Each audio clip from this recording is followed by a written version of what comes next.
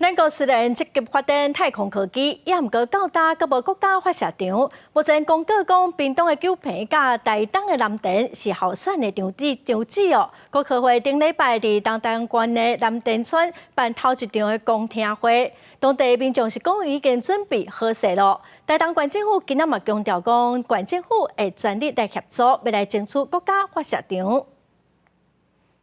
4年前，台东县大仁乡南田村民间太空产业认为这是国内上好的火箭发射场，不过后来因为土地是农牧用地，迄当阵中央也未制定太空发展法，火箭发射受到阻挡。不过，即马政府推动太空发展，国科会8月份选定台东南田、甲屏东九坪2个国家发射场。顶礼拜伫南田村召开头一场的说明会，在地是表达欢迎，不过希望摕到土地方式甲使用会当尊重居民的需求。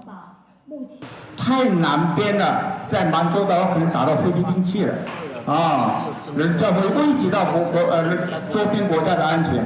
只有在台东南田是最好。假设99年之后，这个地不再使用，这个地请再还给我们。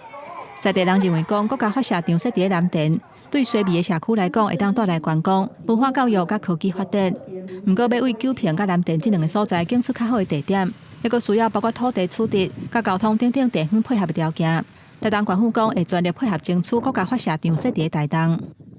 我们的开发的可行性，当然就包括在地对于这个部分的一些规划跟配合。那这个都需要当地的政府以及在地的乡亲，大家能够把他的意见能够提出来。只要民众愿意、民众需要，南田的部落觉得他们需要这个候选场址。成立太空中心，我们一定会请全力予以行政协助。县府表示，国家发射场是国家重要的建设，只要居民甲土地主管机关同意使用，就会当进行相关的开发。